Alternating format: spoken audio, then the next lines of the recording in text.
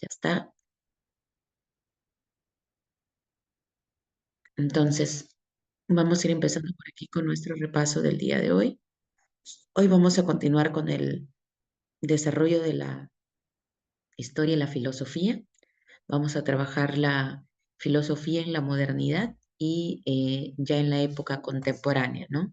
No sé si la semana pasada les llegué a mostrar por aquí esta línea de tiempo, si no aprovecho ahora para que más o menos nos sirva de guía para lo que vamos a ver ahora, ¿ya? Hola, hola. Ok, fíjate, ubica esta línea de tiempo. En esta línea de tiempo tienes el desarrollo, digamos, por el que ha pasado la filosofía, ¿no? Desde la época antigua, medieval, renacimiento, moderna y contemporánea. Entonces, en esta ocasión vamos a hacer un repasito de estas dos etapas, ¿no? Etapa moderna, etapa contemporánea. Vamos a ir desde el siglo XVII y vamos a llegar hasta el siglo XX, ¿ya? Listo, entonces, y ubicando. Entonces vamos a empezar por aquí. ¿De qué filósofo vamos a hablar? De los modernos, Descartes, Locke, Kant, y de los contemporáneos, Hegel, Comte, Marx, Nietzsche, Heidegger y Wittgenstein, ¿ya? Un gran vuelo de filósofos, ¿no? Una gran cantidad de filósofos. Pero bien, vamos a ir empezando entonces por acá. ¿Estamos? Ok, veamos muchachos. A ver, a ver.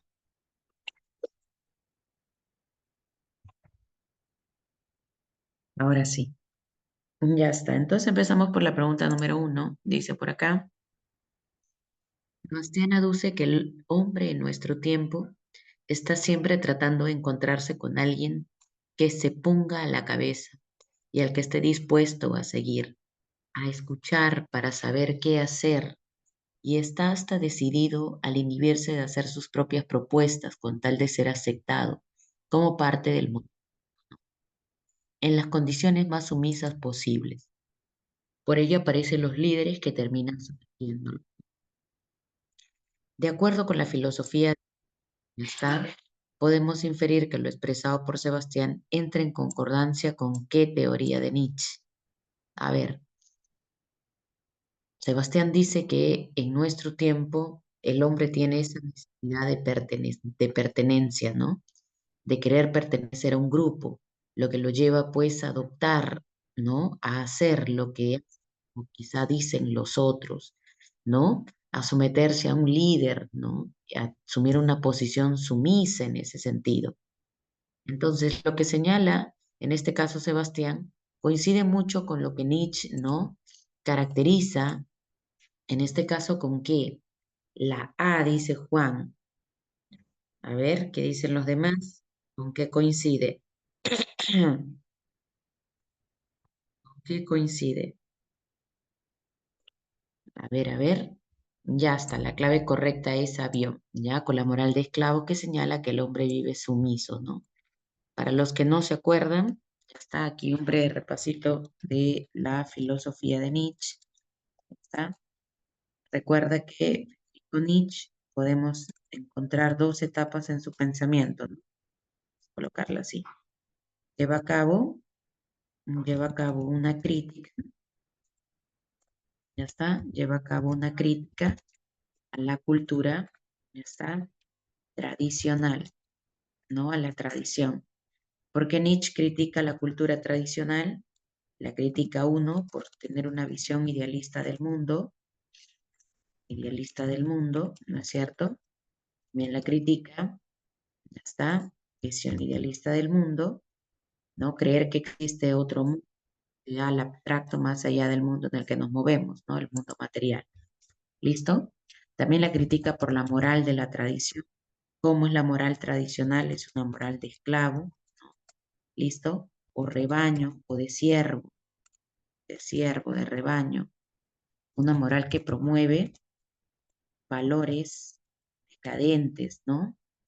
Promueve valores que desprecian esta vida, ¿listo? Esta vida material. Entre ellos la sumisión, la, digamos, la sumisión, la resignación, Filosofía de la Nietzsche. pasión, ¿no? Filosofía de Nietzsche. En efecto, ¿no? Filosofía Listo. de Nietzsche. También por aquí. tenemos que la moral tradicional promueve un espíritu apolíneo, ¿ya? Un espíritu de Hola. mesura. ¿Listo? A ver los audios por ahí, hijo. De mesura, de control, ¿no? Apolineo, ¿no? Ya está, listo. Frente a esto, ¿qué propone Nietzsche? Pues Nietzsche propone algo, ¿no? Propuesta de Nietzsche, vamos a colocar por aquí. Hay un datito más, me olvidaba, ya está. La religión que se ha encargado de promover esta moral es el cristianismo.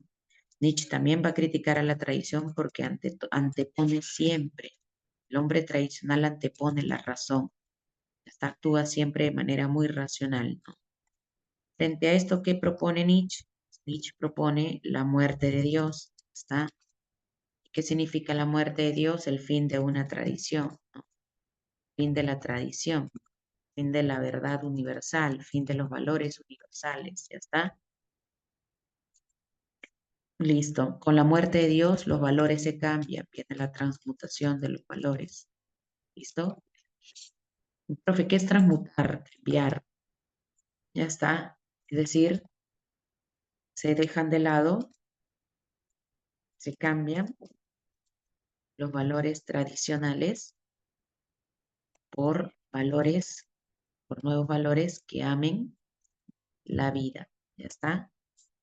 Con la muerte de Dios y con el cambio de los valores renace un nuevo hombre, el superhombre, ¿no? ¿Por qué se caracteriza el superhombre? Porque ya no tiene una moral de esclavo, tiene una moral de amo, de señor, tiene otro espíritu, ya no espíritu apolíneo, sino tiene un espíritu dionisiaco, ¿está? Y ya no antepone la razón. Cuando actúa, ¿qué antepone? Antepone los instintos, ¿está? Los deseos, la voluntad de poder, ¿ok? Entonces ahí tienes un breve repasito sobre la filosofía de Nietzsche, ¿ya está? Por lo tanto, la clave sería ¿no? Una moral de esclavos, ¿no? De sumisión, de resignación. Avión la clave, ¿ya? Listo, nos vamos con la pregunta número 2. La 2. La filosofía kantiana, conocida como positivismo, puso al pensamiento científico como el más alto y único capaz de ayudar a obtener conocimiento de la realidad. ¿Ya está? ¿Listo? A ver, ¿qué dice? Profesora, cuando habla que Dios ha muerto, lo dice de verdad que Dios ha muerto. Lo que pasa es que para Nietzsche, Dios es una metáfora. ¿Ya está? Dios es una idea creada por el hombre. Entonces, lo que está aquí proponiendo Nietzsche es que cuando muere Dios, muere la idea que tenemos de él, la que nos ha inculcado la iglesia, porque nadie ha visto a Dios ontológicamente hablando, nadie lo ha visto, nadie lo ha tocado, ¿no? Entonces, Dios aquí termina siendo solo un concepto. Entonces, Nietzsche va a decir que si nosotros matamos a Dios, dejamos de creer en el concepto que hemos creado, ¿no? Entonces, aquí Dios no tiene un ser corpóreo, ¿no? Es una idea, un concepto. Ya volviendo a la 2, dice, la filosofía kantiana conocida como positivismo puso el pensamiento científico como el más alto y el único capaz de ayudar a obtener un conocimiento de la realidad, rechazando la teología que remitía el origen de las cosas y los acontecimientos naturales, y hasta de los eventos humanos a la acción de los dioses. Igualmente rechazó la metafísica filosófica que lo remitía al ser, como formas de pensamiento para conocer la naturaleza y la sociedad, y ser además base de un posible progreso social. Esta filosofía fue aceptada y puesta en marcha en Latinoamérica y el Perú, con lo cual se estableció la etapa positivista entre 1880 y 1900. Partiendo de lo afirmado, se puede inferir que los pensadores del Perú y Latinoamérica esperaban, ya está, a ver, acá vamos a subrayar algunas ideas importantes en el enunciado. Ok, Richard, la A dice Richard, ya ok, salí. A ver, el positivismo, postura fundada por Augusto Comte, ¿no? Aquí subrayamos algo. Puso el pensamiento científico como el más alto y el único capaz de ayudar a obtener un conocimiento verdadero de la realidad. Esto es importante. Los positivistas consideraban que únicamente la ciencia era el saber más elevado para poder ofrecernos un conocimiento verdadero de la realidad. El positivismo, además, rechazó la teología, ¿no? Que remitía el origen de las cosas y los acontecimientos naturales y hasta los eventos humanos a la acción de dioses. En efecto, recuerda que los positivistas rechazan a la metafísica, ¿no? O a la teología por creer que los dioses explican la realidad, ¿no? Pero también rechazo a la metafísica filosófica, ¿no? La filosofía positivista dice, entonces voy a colocar por aquí rechazo a la teología y también rechazo a la metafísica filosófica. El positivismo dice además que fue aceptado en el Perú y Latinoamérica. Recuerda, a ver si te acuerdas, ¿qué filósofo recepciona las ideas positivistas en el Perú? A ver, ¿qué filósofo promueve la ciencia como única vía para lograr el progreso social en el Perú? A ver, González, pero Manuel González Prada. ¿Ya está? Por lo tanto, la clave correcta en la pregunta 2 sería que los pensadores peruanos y latinoamericanos esperaban alcanzar el progreso social apoyados en el desarrollo de la ciencia. ¿Ya? No te vayas a olvidar, ¿listo? Para quienes de repente por ahí no recuerdan a Augusto Conte es el representante Augusto Conte es el representante de lo que conocemos como el positivismo. ¿Cuáles son las características del positivismo? Que ya te las ha dado el texto. En principio, los positivistas ven en la ciencia la única vía para lograr el progreso social. Además, la ciencia es el saber, el único saber puede brindar un conocimiento verdadero de la realidad concreta, ¿no? Conocimiento verdadero de los hechos concretos, ¿está? La ciencia estudia hechos concretos. ¿Listo? Además, hay que tener presente también que Augusto Conte es importante porque promueve la ley de los 3 estadios del desarrollo intelectual. Según Augusto Conte, los seres humanos hemos pasado por 3 niveles en nuestro desarrollo intelectual. Desde el más básico, tenemos por aquí el estadio teológico, que se caracteriza porque aquí los hombres buscaban explicaciones recurriendo a dioses, ¿no? Aquí prima la explicación religiosa. ¿Ya está? Teológico. ¿Listo? Ahí hay una doble O. Listo. Luego, el segundo estadio es el estadio metafísico, donde prima la explicación la filosofía, acción filosófica. Y el tercer estadio es el estadio positivo, donde prima la explicación científica, la ciencia. ¿Ya está? Ahí no veo bien, oye. Ahora sí. De menos a más, ¿no? El estadio tercero es el superior, digamos, ¿no? Es el más importante. Si bien yo lo he escrito así y el estadio positivo termina abajo, en realidad es el superior, el más alto, ¿no? ¿Ya está? Listo, muchachos. Entonces, he ahí las 2 ideas fundamentales de Augusto Conte, ¿no? La admiración por la ciencia y la ley de los 3 estadios del desarrollo intelectual. ¿Ya? Ok, ahora sí. Pasamos a la siguiente pregunta. A ver, la 3. ¿Qué dice la 3? La 3 dice, Luis es un estudiante que investiga la relación entre los problemas filosóficos y el lenguaje. Por ello, después de realizar el esclarecimiento del enunciado La nada nadea de Heidegger, concluye que dicha expresión es absurda. Ok, listo. Nos piden lo que no podemos afirmar, ¿ya? A ver, muchachos. Esta pregunta claramente nos remite a Ludwig Wittgenstein. Profe, ¿por qué a Wittgenstein? Porque él fue el único filósofo, bueno, no el único, pero sí uno de los importantes, que se encargó de relacionar, ya está, la filosofía, la filosofía con el lenguaje, relacionó la filosofía con el lenguaje, ¿ya? A ver, el pensamiento filosófico de Wittgenstein se conoce con el nombre de filosofía analítica. De hecho, ese es el nombre de su postura filosófica, ¿no? Ahora, el pensamiento de Wittgenstein se divide en 2 etapas. A la primera etapa se le conoce con el nombre de primer Wittgenstein y a la segunda etapa se le conoce con el nombre de segundo Wittgenstein, ¿ya? ¿Cuál es la diferencia entre estas 2 etapas? digamos, la primera publica un libro llamado, el libro más importante es el Tratado Lógico Filosófico, ¿ya está? Y el segundo Wittgenstein, la segunda etapa de su pensamiento, se ve reflejada en otro libro llamado Las Investigaciones Filosóficas, ¿ya está? Ya. Pero más allá de los libros, ¿qué otra diferencia hay entre estas dos etapas? A ver, nosotros abrimos el libro, el Tratado Lógico Filosófico, vamos a encontrar por aquí una teoría que representa la primera etapa de su pensamiento. Esta teoría se le conoce con el nombre de la teoría figurativa o pictórica del lenguaje. Y si nosotros abrimos las investigaciones filosóficas, también vamos a tener una teoría.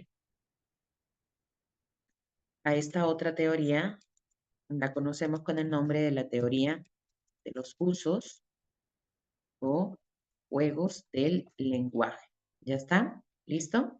Entonces, si te das cuenta, cada etapa tiene su libro, ¿no? Y cada etapa tiene una teoría también representativa. ¿Ya estamos? Listo. Ahora sí. De ahí lo cambiamos de color. Vamos por aquí. ¿Qué dice la teoría figurativa del lenguaje? Ah, pues dice que el lenguaje, ya está, tiene una función. El lenguaje debe servir para describir o representar hechos del mundo, ¿ya? Esa es la única función que debe tener el lenguaje, describir o representar hechos del mundo. En el segundo Wittgenstein cambia de parecer. Dice, el lenguaje ya no sirve solamente para describir hechos del mundo. El lenguaje tiene, dice, el lenguaje tiene diversos usos o funciones. ¿Eso qué significa? Que el lenguaje puede servir para describir hechos, el lenguaje puede servir para contar chistes, para contar historias, para expresar sentimientos, emociones, etcétera, etcétera, etcétera. Si te percatas, la diferencia entre el primer y el segundo Wittgenstein está en la función que tiene el lenguaje. En el primer Wittgenstein, el lenguaje solo sirve para describir o representar hechos del mundo. Y en el segundo, el lenguaje sí tiene varios usos. Ahora, la pregunta es, ¿cuándo un lenguaje tiene sentido o significado en el primer Wittgenstein?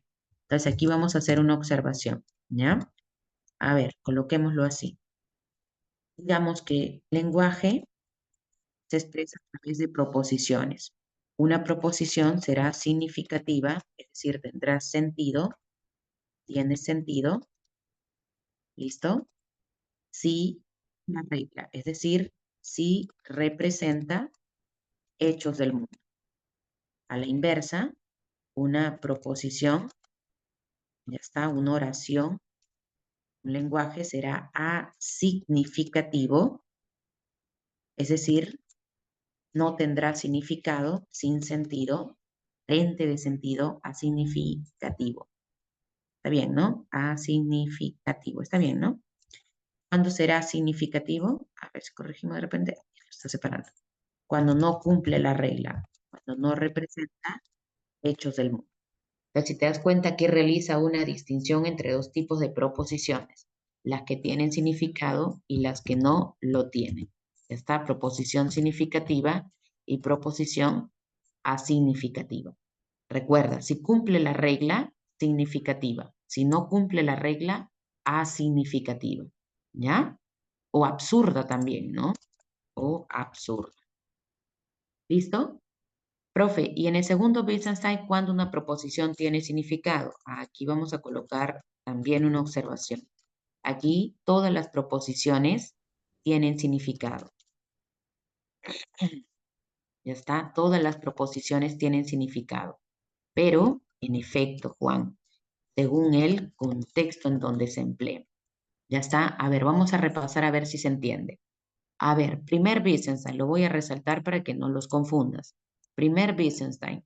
Si yo te digo, por ejemplo, a ver, si yo te digo, la pizarra es verde, pregunta, ¿esa proposición es significativa o asignificativa o absurda? A ver, ¿tú qué me dices? La pizarra es verde. Profe, esa sería una proposición significativa. ¿Por qué? Porque está usted describiendo o representando un hecho del mundo. Ahí está la pizarra, la veo, la toco, profe, acá está, mire, mire, ¿no? Correcto. Si yo digo, por ejemplo, Juan Patricio es estudiante de la Academia Cabanillas, profe, eso sería una proposición significativa, porque estoy describiendo un hecho del mundo. Ahí está el Juan, profe, ahí está. Listo, correcto. Si yo digo, por ejemplo, Dios es perfecto, en el primer Wittgenstein, ayúdame ahora tú. Dios es perfecto. ¿Es una proposición significativa o asignificativa? A ver, dime tú, ¿qué será? Será asignificativa. Profe, ¿por qué asignificativa o absurda? Porque no puede, no, esa o proposición no está describiendo un hecho del mundo, ¿correcto? ¿Dónde está Dios? Señálamelo. Ah, es cierto, profe. ¿Te das cuenta? ¿Ya está? Si yo digo, por ejemplo, la nada nadea en el primer Wittgenstein, ¿será significativa o asignificativa? A ver, tú solito. La nada nadea. ¿Esa proposición está describiendo algo que ocurre en la realidad? ¿La nada nadea? A ver, dime tú, ¿qué será? ¿Proposición significativa o asignificativa? Correcto, asignificativa. ¿Ya? Vámonos al segundo Wittgenstein. El segundo Wittgenstein dice que todo tiene significado. Ya está, todas las proposiciones tienen significado. Todas. ¿Listo? Todas las proposiciones tienen significado, pero su significado es contextual, es decir, no válido para todos. Por ejemplo, a ver, un chiste en el primer Wittgenstein. A ver, un chiste en el primer Wittgenstein. ¿Tiene significado o no tiene significado? ¿Tiene sentido o no tiene sentido? Un chiste en el primero, ¿tiene o no tiene? No lo tiene. Un chiste no describe hecho del mundo, ¿no? En el segundo, profe, un chiste, ¿tiene significado o no tiene significado? En el segundo, sí, un chiste sí tiene significado. ¿Pero para quiénes? ¿Para todos? No, para el contexto, es decir, para el conjunto de personas que están escuchando el chiste, ¿no? Si yo digo, por ejemplo, en el primer Wittgenstein, eh, Juan, ¿no? Juan Patricio es bello. En el primer Wittgenstein, ¿tiene o no tiene significado? No tiene, profe, no estoy describiendo un hecho del mundo. Profe, pero ¿cómo que no? Si ahí está el Juan. Sí, está el Juan, pero ¿y lo bello? Ay, profe, la belleza es subjetiva y entramos en conflicto, ¿no? No es una descripción objetiva. Juan es bello, ¿no? Profe, y en el segundo sí tiene significado, pero ¿para quiénes? Para la mamá de Juan, para la bichota del Juan, de repente para la Lucero, ¿no? Pero y si de repente le pregunto por ahí, no, se me ocurre al Richard, el Richard va a decir, ay, profe, ¿cuál bello? Bello, bello soy yo, profe, ¿ya? ¿Te das cuenta? Entonces es por contexto, el contexto es el que determina el significado que tiene un enunciado, ¿ya? Entonces, muchachos, ahí tenemos el desarrollo de las dos etapas por las que ha pasado el pensamiento de Wittgenstein, ¿ya? Muy bien. Volviendo a la pregunta, Luis en el enunciado refiere que analiza la expresión la nada nadea y dice que es absurda. A ver, ¿qué Wittgenstein rechazaría esta afirmación como absurda? ¿El primero o el segundo? A ver, dime tú. El primero. Primero, correcto. Ahora que ya lo tenemos claro, resolvamos la pregunta. Dice, Luis ha aplicado la teoría figurativa del lenguaje para desacreditar dicha conclusión. ¿Verdadero o falso? Vamos, ayúdame, ayúdame. ¿Verdadero o falso? Vamos, Sí, verdadero. verdadero. Ya está, listo. A ver, dos. Luis guarda afinidad con el procedimiento del Wittgenstein de las investigaciones filosóficas. ¿Verdadero o falso? A ver. ¿Verdadero o falso? Falso. Del segundo no, profe, del primero es. ¿Ya está? ¿Listo? Ok, hay lapsus. Ahora sí, falsazo, ahí está. Es o bueno, Luis sigue el mismo procedimiento que Wittgenstein empleó en la primera etapa de su pensamiento. ¿Verdadero o falso? Verdadero. Verdadero, ¿cierto? Y cuatro, la nada nadea es una proposición absurda toda vez que no tiene referente en el mundo. Verdadero, clave. Correcto, bebita, bebita, ¿no? Ahí está, bebito, bebito. Listo. Ahí lo tenemos. Solo 2 es lo que no se corresponde. ¿Ya? Excelente. Vamos a la siguiente pregunta. 4. Algunos críticos de René Descartes le han adjudicado la aplicación de la duda escéptica en su filosofía, de un modo tal que habría, ya está, de un modo tal que habría abierto las puertas a un escepticismo desmedido. Es cierto que este filósofo invita al lector a desconfiar de los datos de los sentidos, de la existencia del mundo y de las ideas matemáticas. Sin embargo, no se debe olvidar que la duda que Descartes emprende en su libro Las Meditaciones Metafísicas, a ver, ¿qué función tuvo la duda en René Descartes? Por dudar, algunos lo acusaron a Descartes de ser un escéptico desmedido. Profe, ¿qué significa escéptico desmedido? O sea, un escéptico radical al estilo de Pirrón, ¿no? Recuerda que Pirrón de Eli fue un escéptico radical que negaba toda posibilidad del conocimiento. Entonces decía, yo dudo de todo, ¿no? Así que lo mejor que podemos hacer es quedarnos dudando para siempre. Entonces algunos, cuando Descartes propuso la duda en su filosofía, algunos lo acusaron de ser un escéptico desmedido, radical.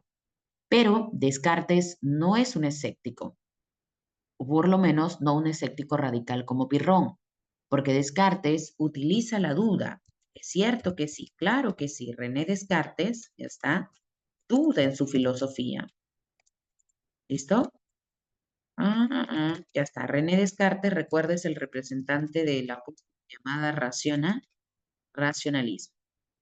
En este caso, no te vayas a olvidar que René Descartes tiene un punto de partida en su filosofía, punto de partida del filosofar cartesiano. ¿Cuál es el punto de partida? La duda. Ya está. ¿De qué duda Descartes? Duda de 3 cosas. A ver si de repente te has olvidado. Duda, de repente, de las ideas anteriormente recibidas, ¿no? De las ideas anteriores, ¿no? Anteriormente recibidas. De todos los conocimientos adquiridos, ¿no? Lo colocamos así. De todos los conocimientos adquiridos, conocimientos o ideas adquiridas. ¿Está? ¿De qué más duda? 2. Descartes va a dudar, ya está, además de las ideas adquiridas, Descartes va a dudar de la información que brindan los sentidos, ¿está? La información que brindan los sentidos. ¿Y por qué hay que dudar de los sentidos? Dice porque los sentidos nos engañan. Y hasta duda de las matemáticas, ¿ya está? Pero con todo y duda, Descartes no se queda dudando para siempre. Descartes aplica la duda, sí, pero lo hace como un método. Eso es que a la duda se le llama el método. Ya está. La duda metódica, por eso es que se llama, ¿no? Entonces Descartes no quiere quedarse dudando para siempre. Él tiene una finalidad, un objetivo. ¿Cuál es la finalidad de Descartes? Encontrar, encontrar certezas. No te preocupes, para eso estamos repasando. Encontrar certezas o evidencias o verdades, ¿no? ¿Listo? Evidencias, verdades, ideas claras y distintas, ¿no? ¿Listo? Ahí lo tenemos. ¿Los logra encontrar? Claro que los logra encontrar. ¿Cuáles son esas certezas? Primero dice, la primera certeza es que yo existo. ¿Te acuerdas cómo demuestra Descartes la existencia del yo? Que yo existo, dice Descartes. ¿Cómo sabemos que yo existo? ¿Por qué existo? ¿Por qué? Porque pienso, ¿no? De ahí sale la famosa expresión, cogito ergo sum, pienso, luego existo. Luego demuestra que Dios existe y como tercer elemento que el mundo también existe. Entonces, René Descartes duda, pero con el propósito de encontrar certezas, evidencias. Entonces, él no es un escéptico desmedido. Él aplica la duda, pero solo como un método para alcanzar ideas claras, distintas, evidentes. Por lo tanto, ¿cuál sería la clave en la pregunta número, qué pregunta vamos? Pregunta 4. A ver, ¿cuál sería la clave? Vamos, vamos, vamos. Ayúdame, ayúdame, ayúdame. ¿Cuál sería la clave? ¿Cuál sería? ¿Cuál sería? ¿Enano? No, eso sería pirrón. ¿Cuál sería? Dedo.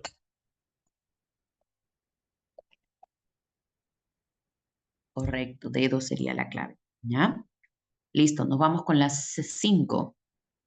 A ver, Federico piensa que la mayoría de personas son racionales, equilibradas y extremadamente morales, ya que desean ir al paraíso y evitar el infierno. Sin embargo, para él existen personas que asumen la muerte de Dios.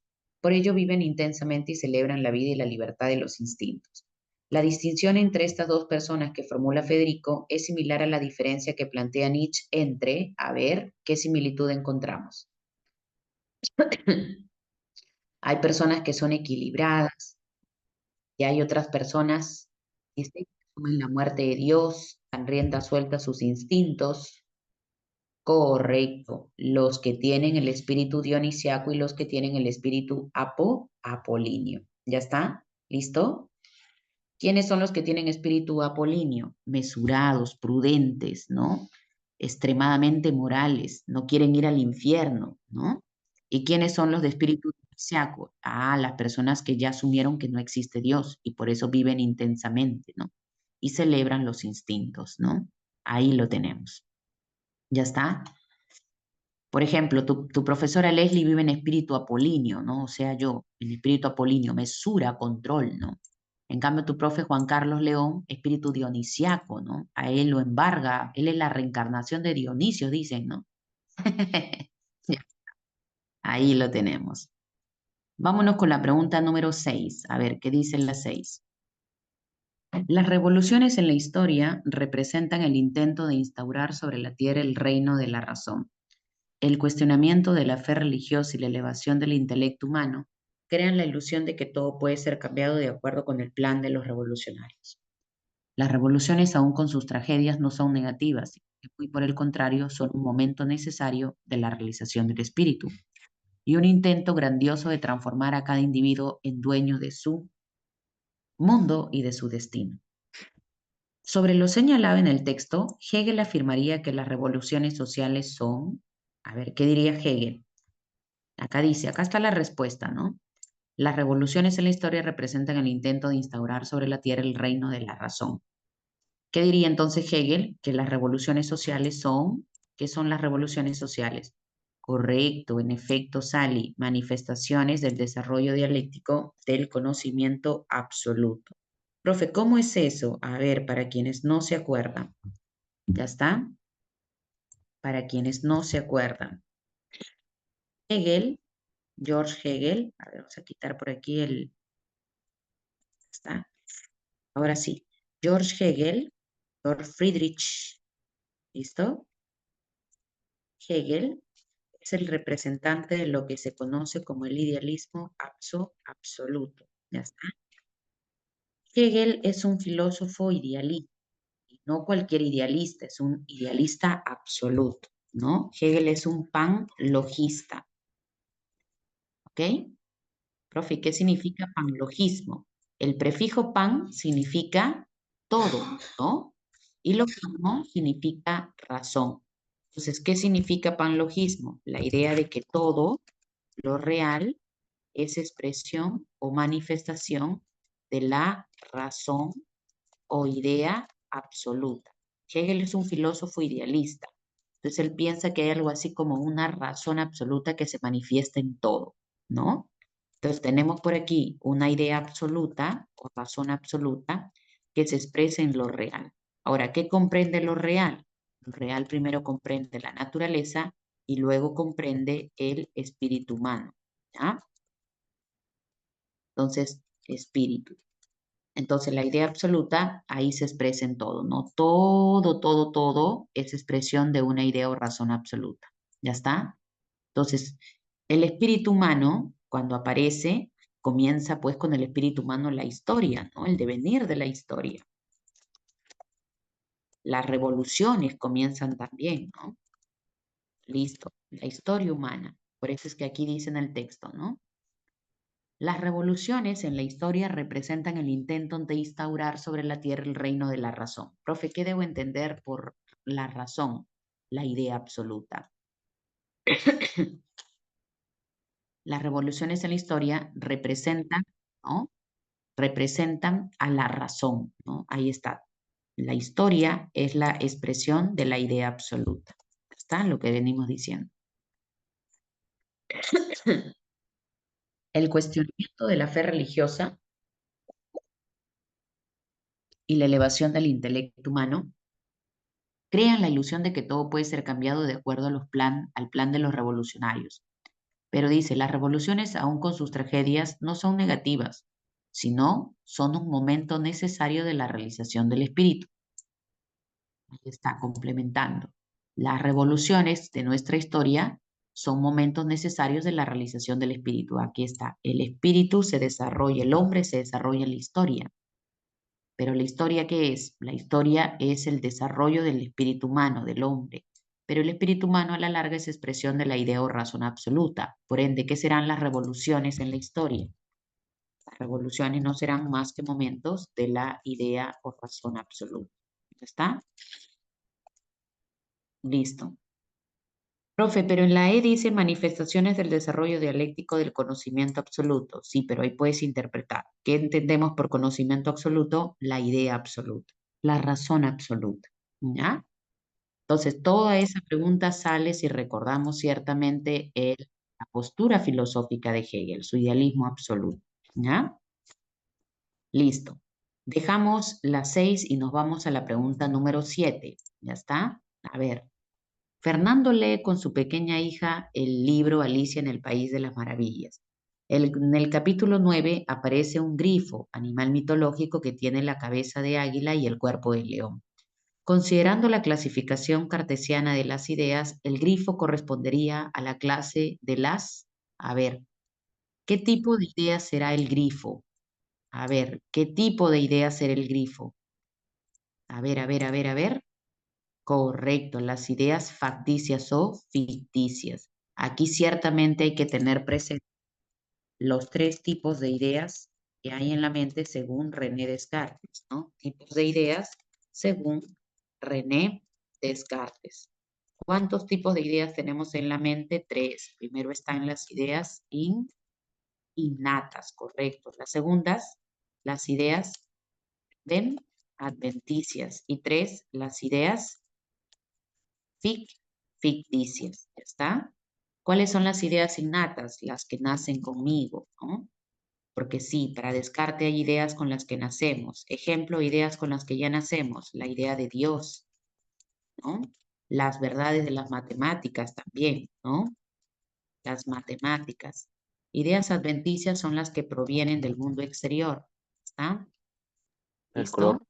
Que pueden ser engañosas también, en efecto, hijo. Ejemplo, ideas adventicias, la idea de color, la idea de árbol, la idea de mesa, la idea de silla. Y las ficticias o facticias son las ideas que son producto de la imaginación, ¿no? De la imaginación. ¿Listo? Ejemplo, ideas ficticias, bueno, ya lo tienes ahí, el ejemplo de grifo, la idea de centauro también, entre otros, ¿ya? Listo, entonces ahí tiene los tres tipos de ideas según René Descartes.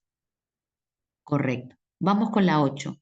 Eduardo, alumno de biología, observa la naturaleza y afirma que los animales no pueden cambiar ni escoger ser diferente de su propia naturaleza. En efecto, tu perro es perro y no puede aspirar a ser gato, ¿no? Ni tu gato puede aspirar a ser perro, no cambian, ¿no? Es como que ya tienen una esencia definida. ¿Listo? Pero ¿qué diría Heidegger? Eh, Ahí está. ¿Qué manifestaría Heidegger de lo dicho por Eduardo? A ver, Eduardo dice que los animales no pueden cambiar ni escoger ser diferentes de su naturaleza. ¿Qué diría Heidegger? Juan Patricio dice la D, que se equivoca, pues los animales tienen la posibilidad de escoger lo que deseen ser y no así el hombre. Mm, No, eso no diría Heidegger. Heidegger diría que los animales ya tienen una esencia determinada, por eso es que ellos no pueden cambiar. Perro es perro y tu gato va a ser gato. Eso no cambia, ¿no? Eso no cambia, ¿no? Ahora sí, enano, sí. Esa sí sería la respuesta correcta. En efecto, posibilidades, Richard, posibilidades. Heidegger es representante del existencialismo. Recuerda que en este caso, Heidegger quiere brindarnos una comprensión auténtica del hombre, que él le llama el Dasein, ¿no? El ser ahí. ¿Qué dice Heidegger sobre el hombre? Ya. Ahora sí. ¿Qué dice Heidegger sobre el hombre? Dice, el hombre no tiene una esencia definida. Profe, ¿qué significa que no tenga una esencia definida? Que nada nos define, nada nos determina. No hay una definición fija, inamovible del hombre. Puede ser lo que tú quieres ser, a diferencia de tu perro y de tu gato.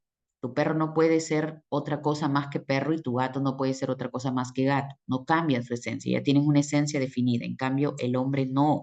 El hombre no tiene una esencia definida. Nada nos determina, nada nos define, ¿no? ¿Y eso por qué? Porque dice Heidegger que el hombre es un ser de múltiples posibilidades, como bien dice por ahí Richard, ¿no? Aunque en este caso Heidegger no dice probabilidades, dice posibilidades. Podemos escoger, ya está, lo que queremos ser, ya está, podemos escoger, ay, podemos escoger, ¿listo? Sin embargo, dice Heidegger que hay una posibilidad que nadie va a poder elegir y que va a llegar, quieras o no. Hay una posibilidad ineludible. ¿Cuál es esa? ¿Cuál es esa? ¿Cuál es esa posibilidad que nadie puede escoger, pero que va a llegar? La muerte. ¿Ya está? ¿Listo? Correcto, ahí lo tenemos. Por eso es que termina diciendo que el hombre es un ser para para la muerte. ¿Ya está? Listo, muchachos, ahí lo tenemos. Clave entonces, enano, ¿no? Vámonos con la siguiente pregunta. A ver, vámonos con la 11. A ver, cambiamos un poco los contemporáneos. Vamos con la 11. Miguel Ángel es un artista que en un debate filosófico sostuvo lo siguiente con respecto a la belleza. Los seres humanos reconocemos como bellos a ciertos paisajes, personas, animales y objetos, porque nacemos con una idea de la belleza. Por otro lado, David planteó que los seres humanos construimos nuestras ideas en torno a lo que es bello a partir de las experiencias que tenemos desde nuestro nacimiento, pues venimos al mundo como una hoja en blanco. Respectivamente, ambas posiciones se corresponden con quién. A ver, Miguel Ángel tiene una posición y David tiene otra posición. Correcto, la clave sería dedo, racionalismo y empirismo. En este caso, Miguel Ángel es un racionalista, mientras que David es un empirista, ¿no? Correcto, palabras clave. Aquí nos dice, en efecto, ¿no? ¿Listo? Nacemos, palabra clave, nacemos con la idea de la belleza. David, ¿qué dice? Venimos al mundo como una hoja en blanco, ¿no? Dos ahí ideas clave, ¿ya? ¿Listo? Excelente. Vamos con la 12. A ver, ¿qué dice la 12? Voy a moverla hasta abajo para poder leerla completa. José Pablo está muy entusiasmado esperando los resultados del examen de admisión. Lamentablemente, cuando ve la lista de ingresantes, se da cuenta de que no alcanzó una vacante. Cuando le dice a su mamá la noticia, su mamá le responde, no ingresaste porque no ibas a misa conmigo. Te dije, hijo, siempre es bueno ponernos en las manos de Dios. De acuerdo con la fase de la evolución del espíritu humano de Conte, la explicación que ofrece la mamá de Pablo se corresponde con qué estadio. A ver, ¿en qué estadio desarrollo intelectual explicaríamos las cosas recurriendo a un Dios? Correcto, estadio teológico. Para quienes se conectaron tarde, al inicio de la clase hicimos un repasito teórico de Augusto Conte. Por ahí debe estar, ¿no? Acá está. Los tres estadios del desarrollo intelectual. ¿Ya? Para ir avanzando, a ver, vamos a avanzar por aquí. La 14 es repetida, ¿no? Lapsus brutus pajaracos, ahí se me pasó. La veo otra vez, ¿no? Listo. Vámonos a ver con la pregunta número 15, ¿ya? A ver, pregunta 15. Pregunta de examen de admisión, fíjate, mira, del año 2018. Dice lo siguiente. En el ensayo sobre el entendimiento humano, John Locke afirmó que la mente es una tabula rasa, por lo cual podemos concluir, a ver, ¿qué podemos concluir? ¿Me ayudas? Uno, la mente es como una hoja en blanco que va acumulando conocimientos a partir de la experiencia. ¿Verdadero o falso? Verdadero, correcto. Dos, la razón a partir de las ideas innatas moldea las experiencias en la mente y de ahí derivan las ideas adventicias. Falso. Ideas adventicias, ficticias, innatas son términos, palabras claves que asociamos con Descartes, no con Locke.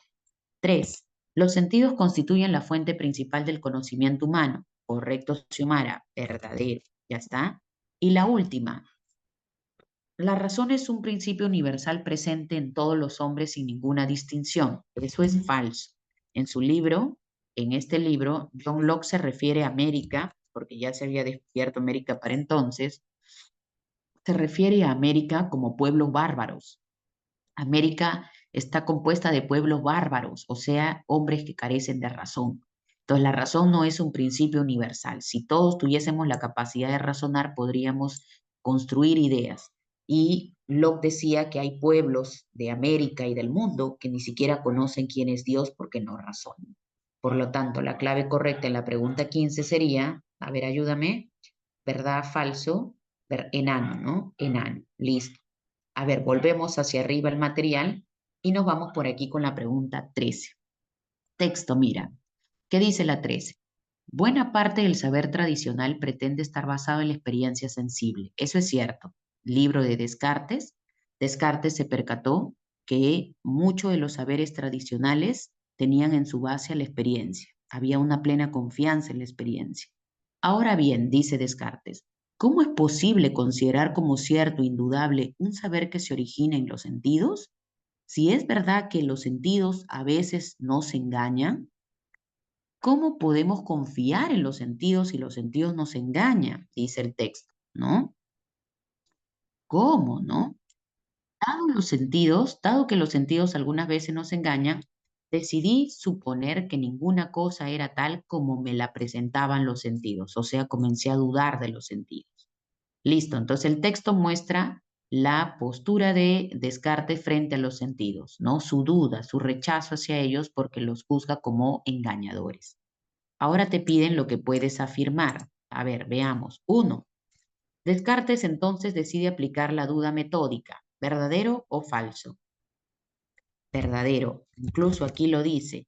Decidí suponer que ninguna cosa era tal como me la presentaban los sentidos. Ahí está evidenciándose la duda. Dos, un empirista como Hume no estaría de acuerdo con Cartesius, ¿verdadero o falso?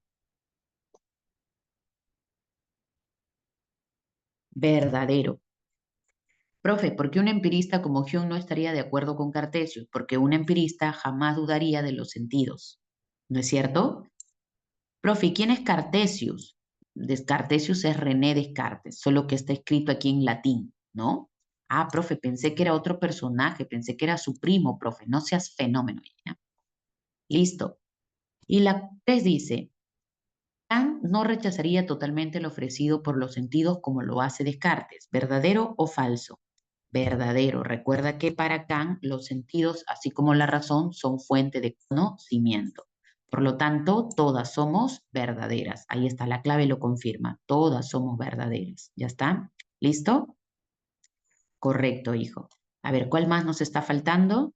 Vamos con la pregunta número 10, ¿ya? Pregunta a nivel intermedio. Vamos bien de tiempo. Vamos, vamos, sí llegamos, sí llegamos. A ver, ¿qué dice la 10?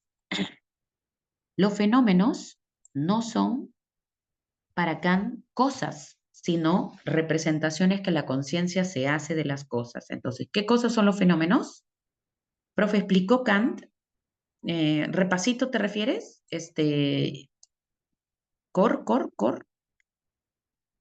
¿Repasito?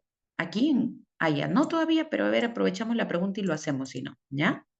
O a ver, al toque, antes de leer la pregunta, te hago un repasito sobre Kant y luego vamos a la pregunta, ¿ya?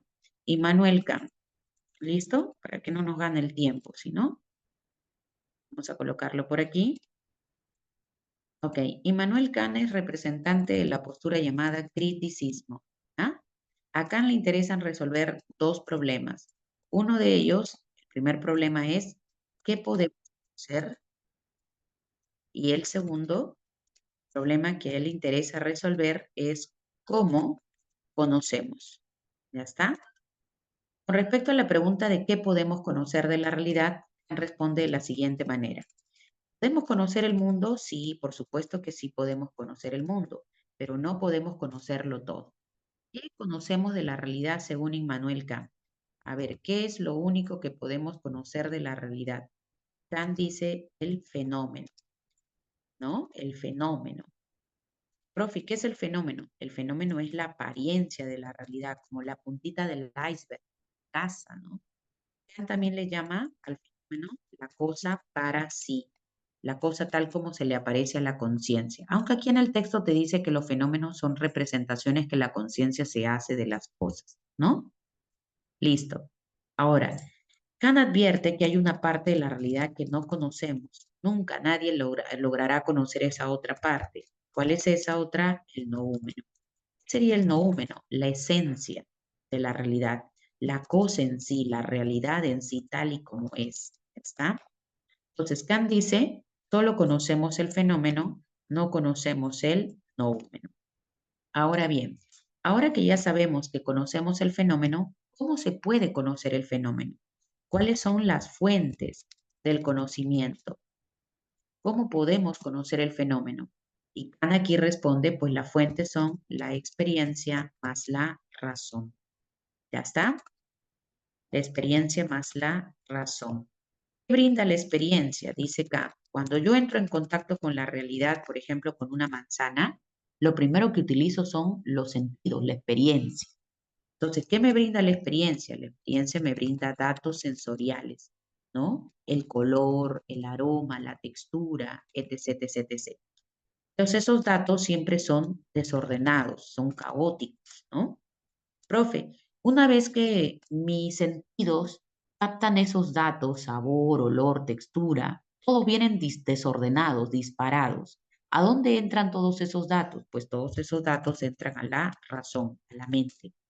Profe, ¿y de qué se encarga la razón? La razón se encarga de ordenar los datos sensoriales. ¿Listo? ¿Y por qué la razón logra ordenar esos datos? Ah, lo que pasa es que la razón, la mente, tiene esquemas mentales con los que ya nacemos, llamadas las categorías a priori. Entonces, gracias a esas categorías a priori que son como esquemas mentales, logramos ordenar los datos. Finalmente, ¿cuál es el resultado? Tenemos datos que han sido ordenados igual conocimiento del fenómeno. ¿Ya está? ¿Listo? Pues solo conocemos, eso es nociología, en efecto, nociología. No estoy viendo aquí la parte ética, ahí luz solamente la nociología kantiana. ¿Ya? ¿Listo? La nociología kantiana. ¿Ya? Ahora sí. Hecho este repasito, volvemos al texto. Dice por aquí. Los fenómenos no son más que representaciones que la conciencia se hace de las cosas. Los noúmenos, ¿qué son? Los noúmenos son las cosas, o por decirlo en términos kantianos, las cosas en sí, o las esencias, que es lo que hemos dicho, ¿no? Esencia, apariencia, acá está. ¿Listo? Ok, sigamos leyendo. Dice ahora, si realmente aceptamos esta distinción entre fenómeno y noúmeno, entre conciencia que tenemos y realidad en sí de las cosas, mal podríamos pasar del conocimiento de los fenómenos a la realidad que está detrás de ellos. Naturalmente, Kant no quiere decir que las cosas en sí no existan. Ah, mira, acá hay una idea importante. Lo que quiere decir es que esas cosas en sí son incognoscibles. Eh, Tratar de conocerlas sería como querer saltar más allá de nuestra propia sombra, si por sombra entendemos aquí la conciencia. Es decir, el texto dice que para Kant hay una parte que podemos conocer y hay otra parte que no podemos conocer. Fenómeno no húmeno. Ahora, lo que conocemos es el fenómeno, pero eso no significa que el noúmeno no exista. Sí existe, dice, la esencia, la realidad en sí sí existe, solo que no podremos llegar a conocerla jamás. Solo podemos conocer la mera apariencia, la cosa para sí, lo que se nos presenta la conciencia. ¿Ya está? Sería un error pensar que porque ya conocemos el fenómeno, estamos conociendo la esencia. Es un absurdo. Solo conocemos la apariencia y no la esencia. Por lo tanto, ¿qué podemos concluir a partir de lo dicho? A ver, ¿cuál sería la clave en la pregunta número 10? A ver, ayúdame. Correcto, en efecto, Ailu. Ajá, la cosa en sí no es asequible a la conciencia. Jamás podremos conocer la cosa en sí. ¿Ok? Listo. ¿Ya está todo, creo? Ya está, ¿no? Uy, lo logramos. Logramos terminar, muchachos, el material corriendo. Hemos terminado, pero listo. Ha sido un repasito bastante interesante. si te has percatado, creo que por lo menos hay una pregunta de cada filósofo, ¿no? Descartes, Locke, Kant, Hegel, Comte, Marx, Nietzsche, ¿no? Heidegger y Wittgenstein. La 9 dice, ¿dónde está la 9? ¿La 9? ¿Dónde está la 9? ¿No la hicimos? Ah, ya, a ver, al toque, rapidito, a ver, la 9, y nos vamos, para completar todo. A ver, dice, ¿qué le queda a la filosofía si todas las proposiciones que afirma son algo de naturaleza empírica y pertenecen, por tanto, a la ciencia fáctica? Lo que queda no son proposiciones, no es una teoría ni un sistema, sino exclusivamente un método. Entonces, ¿qué es la filosofía? Un método. Resaltamos por aquí, ya está. ¿Qué es la filosofía? Dice un método. Esto es un método que consiste en análisis lógico, analizar. En la instalación se mostró el uso negativo de este método. Entonces, la filosofía tiene un uso negativo. Sirve para eliminar las palabras asignificativas y las proposiciones carentes de sentido. Dice, pero también tiene un uso positivo. ¿En qué consiste su uso positivo? Esclarecer conceptos significativos y auténticas proposiciones. Entonces, en resumen, el texto nos dice que la filosofía es un método que sirve para analizar, ¿no? Hay un análisis lógico que lleva a cabo la filosofía. Sirve para distinguir entre las proposiciones que tienen significado y las proposiciones que no lo tienen. Por lo tanto, de acuerdo con el texto, ¿en qué deviene la filosofía? Correcto, en un método de análisis del significado. Ya está, facilito. ¿Listo? Ok, muchachos, entonces hasta aquí hemos terminado con todo el desarrollo del repasito de esta semanita, ¿ya? Espero que haya sido, podría mostrar el repaso en each, claro, pero no me acuerdo en qué pregunta estaba. A ver, ¿dónde está, hijo? ¿Dónde está? Ay, hijo, ¿dónde? Acá está Nietzsche, ahí está. ¿Listo? Si gustan, yo les comparto este material, se los convierto en PDF y se lo mando a Brian para que lo comparta con ustedes, para que no estén ahí tomándole captura. ¿Desean que le mande el material? Ahí lo me manda, podría mandar su material. ¿Desean que lo mande? Ya, correcto, yo lo mando, ¿ya? Ok, muchachos, entonces aquí nos quedamos. Un fuerte abrazo para todos. Espero que este repasito esté siendo productivo para ustedes. Intenso un poquito, sí, pero por lo menos podemos repasar teoría y práctica de lo que tú vienes viendo ya por la mañana, ¿ya? Ok, nos vemos. Cuídense mucho. Nos vemos. Un fuerte abrazo. Cuídense mucho. Nos vemos. Chao.